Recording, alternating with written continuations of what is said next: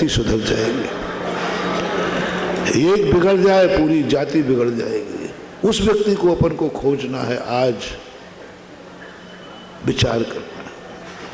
कल तुमने दृश्य देखा होगा, देश में भी एक ऐसा सोचना है कि एक अच्छा व्यक्ति देश को मिल जाए तो सारा देश सुधर जाएगा।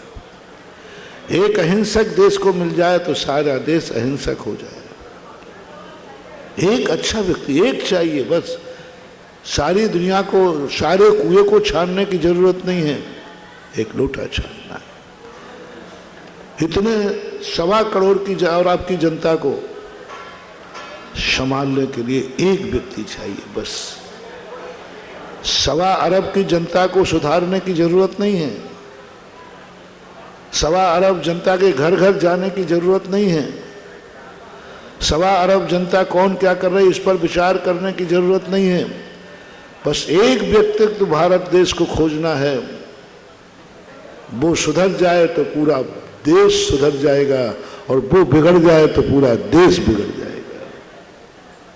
एक, जिसको अपन राजा बोलते हैं, एक राजा मिला था देश के लिए, नाभि राय का पुत्र ऋषभ कुमार, राजा ऋषभ देव। सारी प्रजा दुखी थी। एक राजा सुखी था, सारी प्रजा सुखी कर दी उसने। एक राजा अहिंसक था, सारी प्रजा अहिंसक हो गई। एक राजा ने अरबों खरबों की जनता को, एक राजा ने एकाश चंद्रा तमोहंती, अनेक तारागण मिलकर के भी जो प्रकाश नहीं दे पाते, वो एक चंद्रमा सारे जगत को प्रकाशित कर देता है। एकाश चंद्रा तमोहंती। हम तारागणों को इकट्ठा करते हैं। अमावस्या के दिन सबसे ज्यादा तारागण होते हैं और उसी दिन सबसे ज्यादा अंधेरा होता है, और पूनम के दिन सबसे कम तारे दिखते हैं और सबसे ज्यादा उजाला पूनम के दिन। एकाश चंद्र तमोहंती। एक सूर्य सारे जगत को प्रकाशित कर सकता है, एक व्यक्ति क्यों नहीं सारे जगत को, नियत को बदल सकता है, नियत को बदल दिया। ऋषभ देव ने उस नियत को बदल दिया। अंधेरा छा पूरे जगत में, आज तक कोई मुनि महाराज नहीं थे दुनिया में। एक ने मुनिवत का कदम उठाया, सारे जगत में मुनियों का प्रकाश फैल गया। 18 कोड़ा कोड़ी सागर वर्ष का फैला हुआ अंधकार, 18 कोड़ा कोड़ी सागर वर्ष का फैला हुआ अंधकार, एक व्यक्ति ने छोटी सी घटना पर, नीलांजना की मौत पर, नीलांजना की मौत पर सारे जगत को प्रकाश दे दिया। मौत पर वैराग्य लेकर और साधना करने में ऐसी क्या व्यक्तित्व था इनका, क्या स्थितियां थी। एक व्यक्ति ने 18 कोड़ा कोड़ी सागर वर्ष का अंधकार मिटा दिया। एक व्यक्ति ने उस रास्ते में जो घास उगाया था, रास्ता ही खत्म हो गया था, कदम चलते ही वो रास्ता ही नहीं हाईवे बन गया। ऐसा कौन सा व्यक्ति है? महान व्यक्ति वह है जो रास्ते नहीं खोजता है, जहां से जाता है वो रास्ता बन जाता है। ऋषभ देव को कोई रास्ता नहीं मिला, ये चलते गए, रास्ता बनता गया, रास्ता बनता गया। नदी के समान महान आत्माएं होते हैं। नदी के 2 किनारे होते हैं। नदी ने किनारों को बनाया या किनारों ने नदी को बहाया? पहले क्या हुआ है? नदी बही है सो किनारे बने हैं, कि किनारे बने हैं सो नदी बही है? किनारे बनते जाते हैं, नदी बहती जाती, दोनों एक साथ होते। सबसे शुरुआत में नदी बही होगी, किनारा मिला होगा।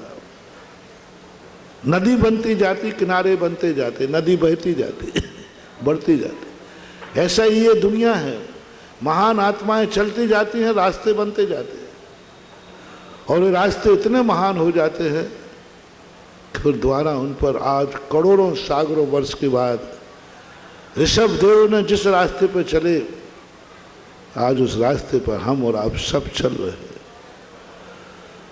एक व्यक्ति ने सारे दुनिया के आंसू पहुंच दिए। एक व्यक्ति ने, सारी दुनिया के आंसू थे, सारी दुनिया भयभीत थी, दुखी थी।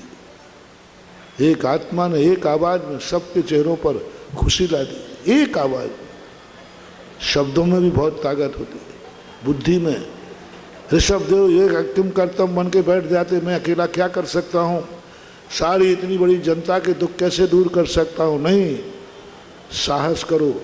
और ऋषभ देव ने, एक व्यक्ति अकेले मात्र एक व्यक्तित्व ने सारे विश्व को ऐसा मार्ग दिखाया, ऐसा सुख का रास्ता दिखाया। आज करोड़ों वर्षों के बाद भी ऋषभ देव के उस रास्ते पर चलकर लोग सुखी हैं, दोनों संसार मार्ग और मोक्ष। अच्छा राजा आज वर्तमान में भी हमें देखते हैं, भगवान के राज दरबार के ऊपर देख रहा था, ऋषभ देव के व्यक्तित्व पर सोच रहा था। एक व्यक्ति ने इतना, आज वर्तमान में भी हम देख रहे हैं,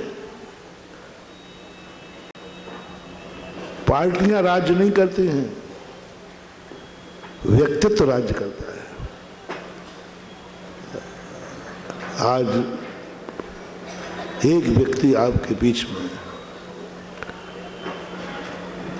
पार्टियां तो रही हैं, बनती रही, पार्टी से कोई फर्क नहीं पड़ता, व्यक्तित्व से फर्क पड़ता है। पार्टी राज्य नहीं कर रही है, एक व्यक्तित्व ने ऐसा अपना व्यक्तित्व प्रस्तुत किया। अपने देश के प्रधानमंत्री महोदय नरेंद्र मोदी जी, कितना बड़ा व्यक्तित्व, एक व्यक्ति के आने से। पार्टी नहीं आई है, पार्टी का राज्य नहीं है, एक व्यक्तित्व का राज्य है। एक व्यक्ति, इतना महान व्यक्ति आ गया, जब से वो राजगद्दी पर बैठे हैं मोदी जी, आतंकवाद कहीं दुनिया में देखने में नहीं आ रहा है। राजा कैसे रोकता है, सवाल इसका नहीं है। राजा कैसे रोकता है, सवाल इसका नहीं है। राजा का काम है कि अत्याचार रुकना चाहिए, चाहे दंड से रोके चाहे डंडे से रोके, अत्याचार रोकना चाहिए। ऋषभ देव ने खुद दंड दिया, तलवार दी आतताइयों को रोकने के लिए, आतताइयों को रोकने के लिए तलवार दी कि यदि आतताई अच्छे से न माने तो तलवार का उपयोग करो, राजा को छूट है। आज वर्तमान देश में एक आदर्श, एक राज्य कैसे किया जाता है, इसको करने वाला एक व्यक्ति मिला, महोदय नरेंद्र मोदी जी। आज सारा देश में कितने अनहोने काम हुए, अयोध्या के अंदर कितने जीवों की हिंसाएं हुई। आज एक व्यक्तित्व ने अपने दिमाग से हमेशा हमेशा के लिए न्याय दिलाकर हिंसा के रास्ते बंद करा दिए। एक छोटे से स्थान को लेकर हजारों की हिंसाएं हो रही हैं। हर साल लोग काला दिवस मना रहे हैं, हर साल लोग देश में जाकर के मरने मारने पर उतारू हो जाते हैं। एक व्यक्ति के, एक व्यक्तित्व कितना महान है, उसने सदा सदा के लिए, क्या ये अहिंसा नहीं है? हर साल कुछ ना कुछ हिंसा होती थी, हर साल कोई काला दिवस मनाता था, कोई कुछ करता था, कोई कुछ करता था। एक व्यक्ति ने वहां न्याय दिला करके और सदा सदा के लिए हिंसा को रोक दिया। क्या यह हिंसा नहीं है? तरीके हम महाराज लोग अपने तरीके से अहिंसा का प्रचार करते हैं। राजा की तलवार भी अहिंसा की रक्षा करती है। राजा की तलवार उठती है सच्चे राजा की, तो भी वो अहिंसा ही कहलाती है। पक्का है तलवार चलेगी तो हिंसा होगी, लेकिन कभी कभी अहिंसा की रक्षा हिंसा से होती। एक बार मैंने प्रवचन दिया था, ये ऋषभ देव का है, मेरा नहीं। अहिंसा की रक्षा करना है तो हिंसा का शस्त्र को भी आपको स्वीकार करना पड़ सकता है। शास्त्रों में ऐसे सैकड़ों उदाहरण हैं जिन्होंने अहिंसा की रक्षा हिंसा से की, मुनिराज की रक्षा प्राण लेकर के की हुई।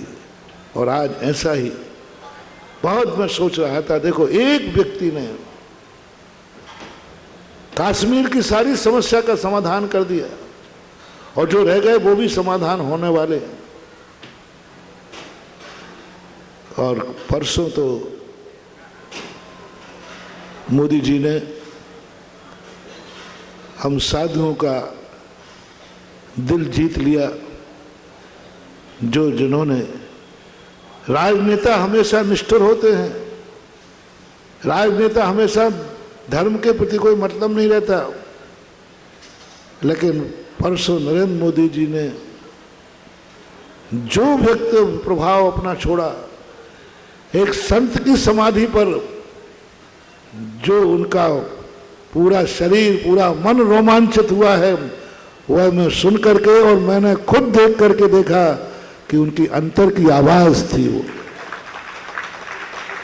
राजनीति की आवाज नहीं थी, पार्टी की आवाज नहीं थी, वोटों की आवाज नहीं थी, वो मोदी जी के अंदर की चेतना की आवाज थी, जिन्होंने यह दिखा दिया कि हम देश में कितनी भी राजनीति हो, यह देश संतों का देश है और संतों के जाने पर अंतर चेतना से 20 सेकंड 10 सेकंड तक आवाज नहीं निकली। जो धारने वाला व्यक्ति है, आचार्य श्री के उपकार को जैसे उनके मन में स्मरण आया, उनका रोम रोम गदगद हो गया। उस समय उनका चेहरा देखने लायक था। बहुत बड़ी चीज, यही संस्कार एक सच्चे राजा का होना चाहिए। और उन्होंने जब बात ये कही कि पूज्य गुरुदेव आचार्य विद्यासागर का मेरा व्यक्तिगत संबंध है, सार्वजनिक संबंध होना अलग चीज है और व्यक्तिगत संबंध होना अलग चीज है। व्यक्तिगत संबंध वो कहलाता है जैसे बेटे और बाप का संबंध होता है, ऐसे ही गुरु और भक्त का व्यक्तिगत संबंध था। और व्यक्तिगत संबंध में जो उन्होंने बात कही, महानुभाव, आज पार्टियां सभी हैं कर किसी के पास नेता नहीं है। बीजेपी ये अहंकार ना करे कि मेरा राज्य चल रहा है, ये अहंकार करे कि आपकी पार्टी को ऐसा व्यक्तित्व मिला, ऐसा आपका प्रधानमंत्री मिला जिसने आपकी पार्टी को रास्ते, कोई भी चीज व्यक्ति से बहुत इज्जत पा जाती है। एक व्यक्तित्व तुम्हारे सामने आया, एक व्यक्ति ने सारी पार्टी को, सारे देश को एक दिशा दी। राजा कैसा होता है, राजनीति कैसी होती है कि आज दुष्ट लोग, आतंक फैलाने वाले लोगों को भारत की नजर उठाने के पहले ही नजर झुकाना पड़ती है। इस समय प्रधानमंत्री जी कौन हैं? देश पर दया नहीं कर रहा है वो दया कर रहा है कौन है इस समय प्रधानमंत्री। उस व्यक्तित्व को देख करके जो आतंकवादी आंख निकालते थे, वे आंख झुका करके, और है ये सोचना, सबको सोचना, एक व्यक्ति सोचना है। देश के राजा को यदि अपन सही चयन करेंगे तो बहुत कुछ हो जाएगा। भारत रत्न वाली बातें आएगी। कुछ नहीं मांगो रे, नरेंद्र मोदी से कुछ भी मांगने की जरूरत नहीं। परसों के प्रवचन से अपन क्या मांगेंगे जो मोदी जी महाराज के नाम से देंगे। हम मांगे पराये लोगों के सामने, हम मांगे दूसरों के सामने। नरेंद्र मोदी जी तो खुद अपने गुरु के भक्त हैं, उनके तो खुद गुरु हो गए, अब उनसे क्या मांगे? क्या मांगोगे उनसे? क्या मांगना है उनसे? जो खुद उनका हो गया, जो खुद उनका हो गया। गुरुजी खुद उनके हो गए, अब कुछ नहीं रहा, अब कुछ भी मांगने की जरूरत नहीं है, कोई पत्राचार करने की जरूरत नहीं है। परायों से मांगा जाता है। सारे भारत के भक्तों से मेरा कहना है, कोई पत्राचार मत करो, कुछ मत करो, क्योंकि पूज्य गुरुदेव आचार्य विद्यासागर इस देश के प्रधानमंत्री नरेंद्र मोदी जी के व्यक्तिगत गुरु थे। अब व्यक्तिगत गुरु के लिए कौन क्या करता है सबको मालूम। एक बेटा अपने पिता के लिए क्या करता है, और व्यक्तिगत जब उनके गुरु थे तो मुझे तो लगता है उनकी भावनाओं से आचार्य जी के नाम से देश में कुछ ऐसा कुछ करेंगे जो अपन लोग सोच भी नहीं पाएंगे। उनको अमर करेंगे, वो उनको अमर करेंगे, ऐसा अमर करेंगे कि देश याद करेगा। और सही राजा की एक ही आदत होती है, बिन मांगे मोती मिले, मांगे मिले ना भी। परसों की जो बात मैंने सुनकर के बस मैंने भी विचार छोड़ दिया, अब कुछ नहीं कहना है। जब अभी तक तो मैं अपना व्यक्तिगत गुरु मानता था, और मेरे समान हमारा देश का प्रधानमंत्री महोदय भी अपना गुरु मान रहा, व्यक्तिगत संबंध जोड़ लिया और अंतर चेतना से जोड़ा। सब तरफ से कल परसों उन्होंने व्यक्तित्व को, परसों उन्होंने अंदर की आवाज को प्रकट करके अभी तो देश को जीता था, अब साथियों के हृदय को भी उन्होंने प्रभावित कर दिया, बहुत बड़ा प्रभावित कर दिया। और एक ऐसी स्थिति हमने पहली बार देखी। और एक व्यक्ति सुधरता है, सारा जगत सुधर जाता है। आज जिस ढंग से उनके जो कार्य हो रहे हैं राष्ट्र के नाम पर, वो हर नेताओं को ईर्ष्या नहीं करना चाहिए, शिक्षा लेना चाहिए। देश आज विश्व में कितना बड़ा स्थान पहुंच चुका है। आज विश्व भी भारत को एक व्यक्तित्व के नाम से जान रहा है कि भारत देश में कोई व्यक्ति, सारे विश्व की खबरें भी मैंने ली, हर व्यक्ति एक आदर्श विश्व के में स्थान दिला दिया कि भारत इतना कायर नहीं है कि पिटता रहे, लुटता रहे।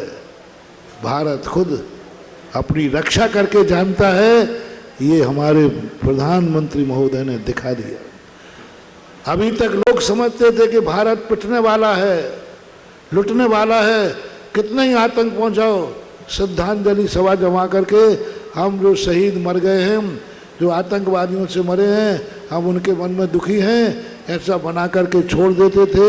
और फिर 2 दिन बाद फिर कोई बम ब्लास्ट हो जाता, फिर कोई नेता मरता था, फिर कोई कुछ होता था।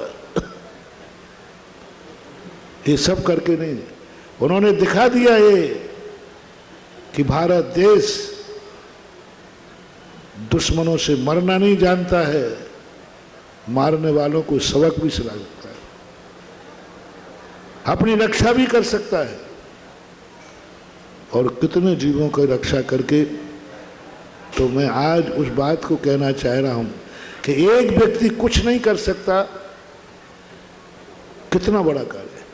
एक राजा यदि सही बन जाए, सही संकल्प हो जाए, अपनी कर्तव्य निष्ठा पर आ जाए, तो सारा देश को शांति दे सकता है, सारे देश को अहिंसक बना सकता है, सारे देश में अच्छाइयां उत्पन्न कर सकता है, और कर रहे हैं। इसलिए मेरा तो सभी से कहना है कि आचार्य जी के संबंध में 2-3 दिन से मेरे पास खूब चर्चा आ रही। महाराज आवाज़ लगाओ, आचार्य जी के नाम से विश्व में होना चाहिए, ये आवाज़ें आ रही थी, कुछ करना चाहिए। आप मोदी जी से कहिए। मैंने उनका जो 5 मिनट का व्यक्तित्व था, वक्तव्य था, उसको सुनने के बाद अब मैं नरेंद्र मोदी से कुछ भी नहीं कहूँगा, क्योंकि हमारा प्रधानमंत्री महोदय मोदी जी इतने अच्छे हैं, वे खुद इतना अच्छा करेंगे कि शायद अपन मांगने पर भी उतना अच्छा नहीं कर पाए। अंदर की भावना है, उनके वो आदर्श हैं। उनको 24 घंटे में उनकी समस्या का समाधान करते हैं। तुम लोगों से बहुत आगे निकल गए, उनका करण, उनका डायरेक्ट संबंध हो गया आचार्य से। और आज भी उनका स्मरण उन्होंने जिस भावना से किया, वो भावना एक सबके लिए गौरवान्वित है। तो एक व्यक्ति की बात मैं कह रहा था, एक व्यक्ति इतना अच्छा देश को बनाता बहुत वर्षों पहले, एक राजा यदि अच्छा मिल जाता है तो बहुत बड़ा कार्य हो जाता है। एक आचार्य ने, आचार्य परमेष्ठी ने, एक आचार्य परमेष्ठी ने श्रमण संस्कृति की ध्वजा सारे को बता दी कि मुनि धर्म क्या होता है। सारे मुनियों ने नहीं बताया, एक आचार्य विद्यासागर महाराज ने अपने को अच्छा बनाया, सारी श्रमण संस्कृति अच्छी हो गई। एक अच्छा था, एक अच्छा था, एक ने स्वयं को अपने को अच्छा बनाया। तो आज हमें धर्म की तरफ से, कर्म की तरफ से, राजनीति की तरफ से, परिवार की तरफ से एक व्यक्ति खोजो, एक व्यक्ति खोजो जो सारे धर्म को, सारा धर्म अच्छा हो जाए उसके अच्छे होने पर। एक व्यक्ति खोजो जो चले और वो रास्ता बन जाए। आप अपने जीवन में भी इसी को आदर्श बोलते हैं कि हमारा आदर्श वो है। हम तो कुछ भी नहीं जानते थे, वो अच्छा था इसलिए मैं अच्छा हो गया। मालूम हम सारे मुनि महाराज अच्छे क्यों हैं? पहले बताओ हम अच्छे हैं कि नहीं? झूठ मत बोलना, देखो मुंह देखी मत करो। बताओ ना अच्छे हैं कि नहीं? हाँ, मुंह देखी कर रहे हो ऊपर से, अंदर से बोलो। अच्छा, अंदर से बोलो। नहीं, चलो नहीं, ऐसा बोल दो महाराज 50-50, 50 अच्छे हो, 50 बुरे हो, है? बोलो अच्छा हूं कि नहीं? और मैं अच्छा हूं ही नहीं। तुम कह रहे हो मैं अच्छा हूं, मैं अच्छा हूं ही नहीं। मैं तो ये कह रहा हूं मेरे गुरुदेव अच्छे थे इसलिए मैं अच्छा हूं। कौन अच्छे थे? मैं अच्छा नहीं हूं, मैं तो बंधु था। मैं तो अज्ञानी था। मेरे गुरु ज्ञानी थे इसलिए मैं ज्ञानी हूं। मेरे गुरु अच्छे थे इसलिए मैं अच्छा हूं। मेरे गुरु का रास्ता बनाया इसलिए मैं चल रहा हूं। ये बात, और बात गर्व से कह रहा हूं। वो अच्छे थे इसलिए मैं अच्छा हूं। आप अपने परिवार में भी ऐसा बनाओ कोई कि एक व्यक्ति कह सको हमारे परिवार का ये व्यक्ति अच्छा है इसलिए मैं अच्छा हूं। यदि ये अच्छा नहीं होता तो मैं भी अच्छा नहीं होता। ऐसे देश के लिए जो मैंने बताई, देश के लिए एक व्यक्ति अच्छा बनाओ, सारा देश अच्छा हो जाएगा। एक व्यक्तित्व ने दिखा दिया कि राज कैसे होता है, प्रधानमंत्री पद कितना पावरफुल होता है, प्रधानमंत्री क्या कर सकता है देश को। रोने से कोई काम नहीं चलेगा, व्यक्तित्व को दिखा करके। और आज भारत को सारे आतंकवाद से मुक्त कर दिया।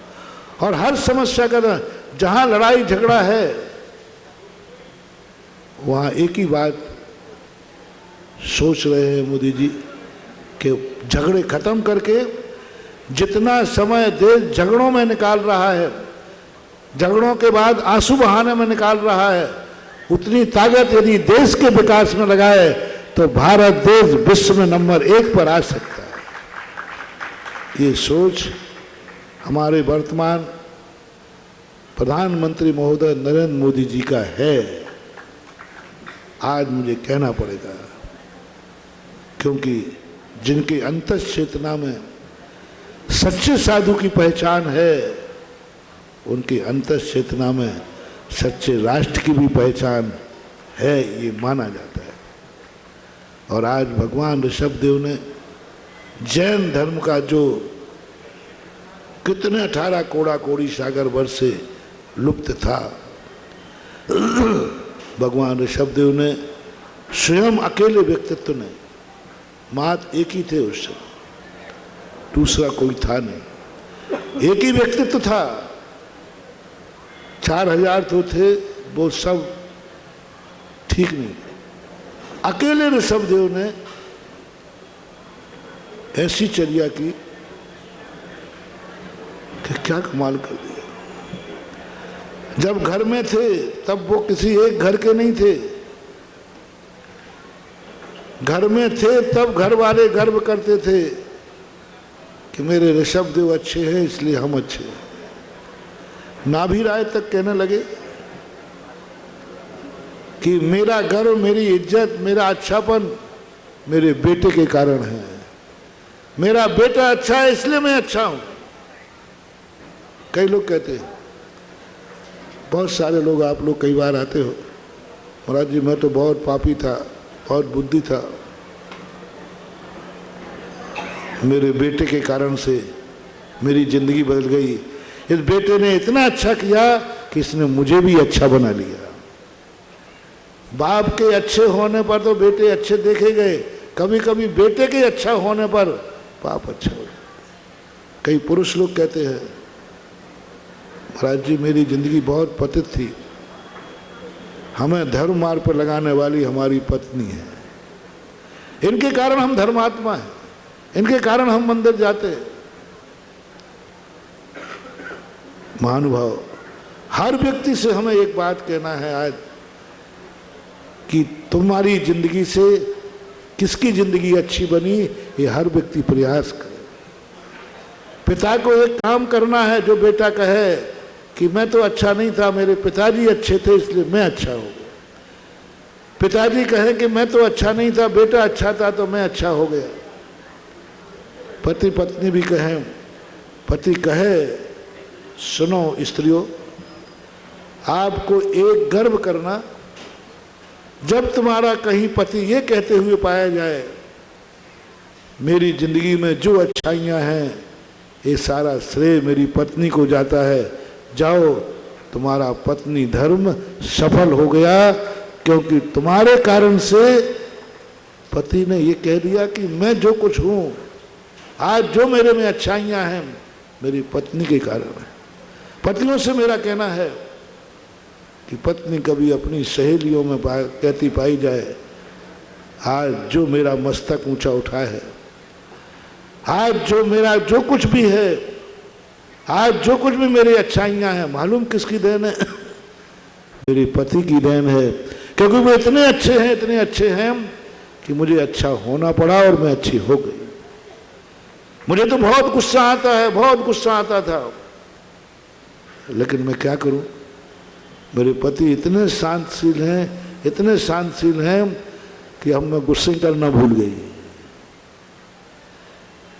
पति के शांत होने से तुम क्रोध भूल गई हो, समझ लेना तुम्हारा सौभाग्य जो तुम्हें ऐसा पति मिला, और पति भी उस समय धन्य हो गया जो तुम्हारे कारण से पत्नी का क्रोध शांत हो गया।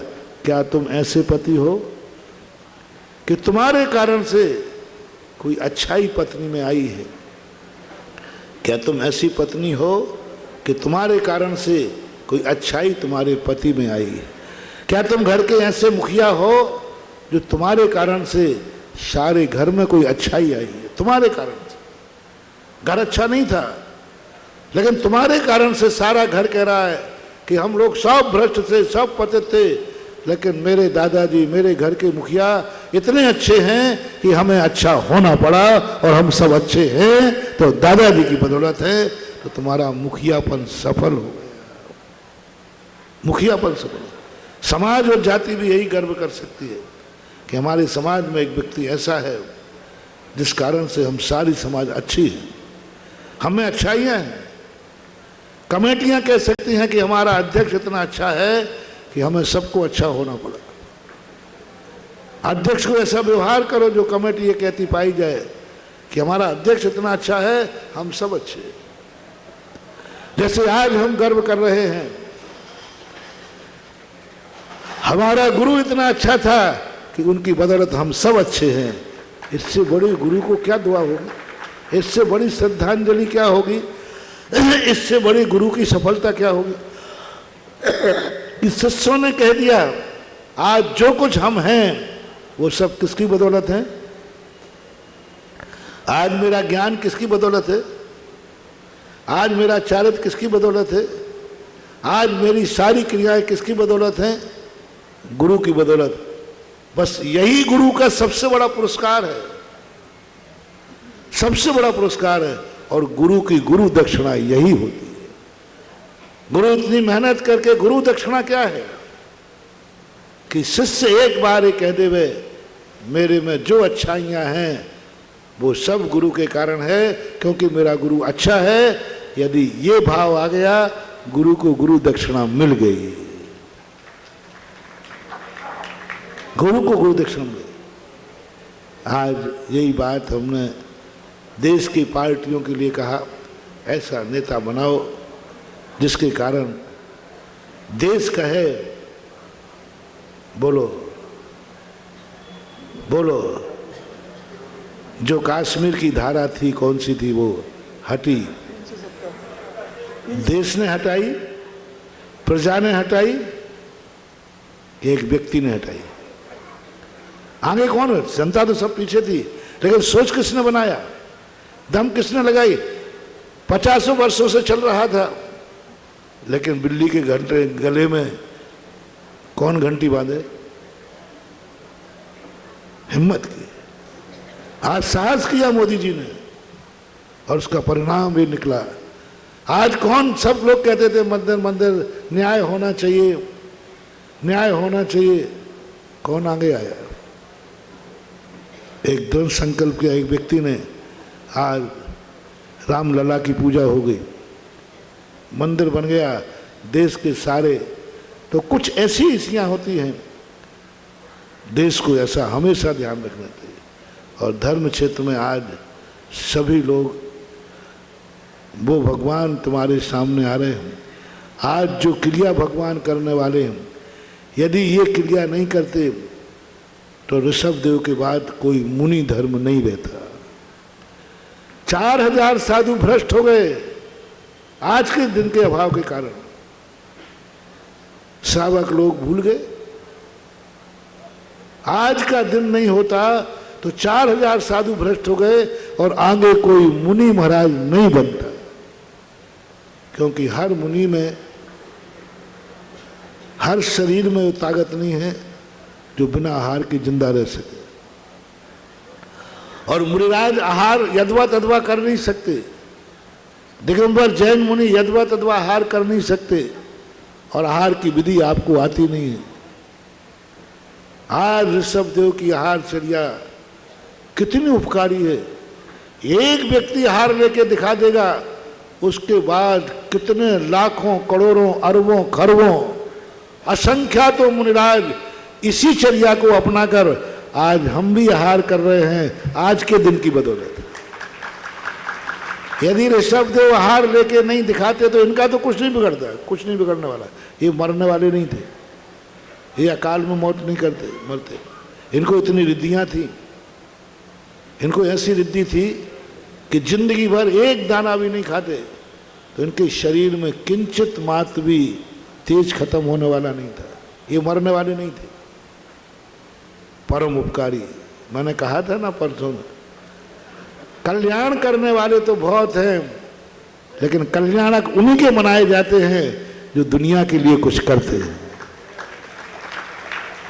दुनिया के लिए जो करते हैं उनके कल्याणक होते हैं। आज जो आहार को उठ रहे हैं, दुनिया के लिए उठ रहे हैं। हम जैसे छोटे मुनिराजों के लिए उठ रहे हैं, हम बच्चों का ध्यान रख के उठ रहे हैं।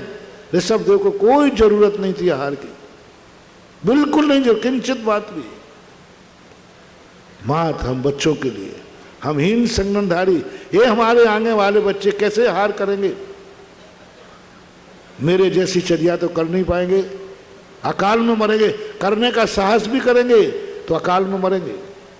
कर सकते थे कोई मुनि, भूखे मर जाएंगे लेकिन मुनि बनेंगे, मर जाते। कितनी करुणा दया करके ऋषभ देव आहार लेने आई नहीं है। वो 3 अंजलि गन्ने का रस कोई आहार होता है क्या? 3 अंजलि, तुमको हमारा समय अंजलि बड़ी थी तो पेट भी तो बड़ा था। अंजलि बड़ी थी कि पेट भी बड़ा था? पेट भी बड़ा था, भूख भी बड़ी थी, सब कुछ बड़ा था। बात अंजलि इतनी बड़ी होगी, हाँ पक्का है, अंजलि इतनी बड़ी होगी कि 2-3 टंकी पानी 500 धनुष की काया थी, 3000 फीट की काया थी। 6 फुट की काया में इतनी अंजलि है तो 3000 फुट की काया की कितनी होगी आप लगा लेना। 6 फुट की अंजलि कितनी बन जाता है इसमें? 100 ग्राम। कितना गन्ने का रस बनेगा? 100 ग्राम, 200 बन जाएगा, 1 गिलास तो आ जाता है 200 ग्राम गन्ने का रस आता है 6 फुट की काया में, तो 3000 फुट की काया में कितना आया होगा जल्दी लगा लेना।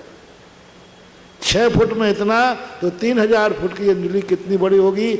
6 फुट में 1 गिलास, तो 3000 फुट की अंजलि में कितने गिलास गन्ने का रस आया होगा? 1 टन,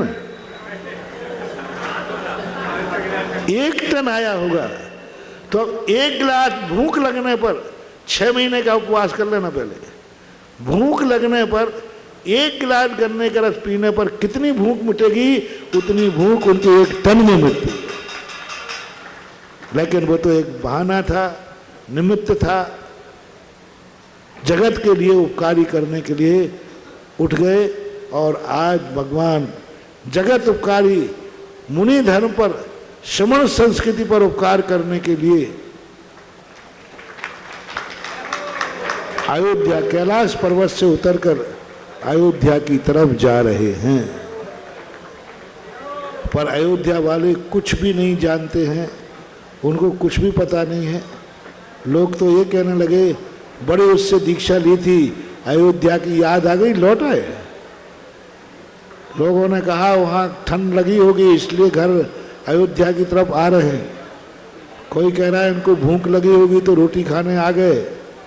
बहुत सारे लोग कहने लगे।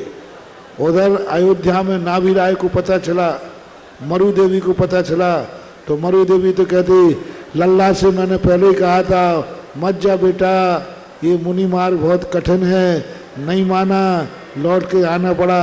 पिताजी आ गए, बोले बेटा मैंने पहले ही मना किया था मत जा। भरत बाहुबली आ गए, बोले पिताजी, भरत बाहुबली सामने आ जाओ और कहो पिताजी हमने तो पहले ही कहा था राजगद्दी आपकी शोभा देती है, लीजिए मेरा मुकुट, आपको मैं पुनः वापस करता हूँ, हम तो बच्चे हैं खेलेंगे। लेकिन भरत बाहुबली ने बहुत विनती की कि हे राजन, हम लोग तो बालक हैं, बालकों के लिए ये राजगद्दी शोभा नहीं देती, आप मेरे पिता थे, लो मैं राज मुकुट पुनः आपको वापस करता हूँ, आप अयोध्या महल में चलिए और राजगद्दी पर बैठिए। नंदा सुनंदा आदि पत्नियाँ आ गईं, आपने पहले ही मुझे मना किया था मत जाओ, आपसे ये कठिन चर्या नहीं पलेगी। सब में मुंडे मुंडे मतल भिन्ने, जितने दिमाग उतनी बातें। जो मन चले लोग थे उन्होंने आवाज़ उठा दी, देखा बड़े मुनि बनने गए थे, लौट के आ गए वापस। ये सब करते हुए लेकिन ऋषभदेव सारी बातों को सुनते हुए, सारी बातों को देखते हुए, मुस्कुराते हुए अयोध्या के राजपथों में से घूम करके पुनः कैलाश पर्वत पर चले गए।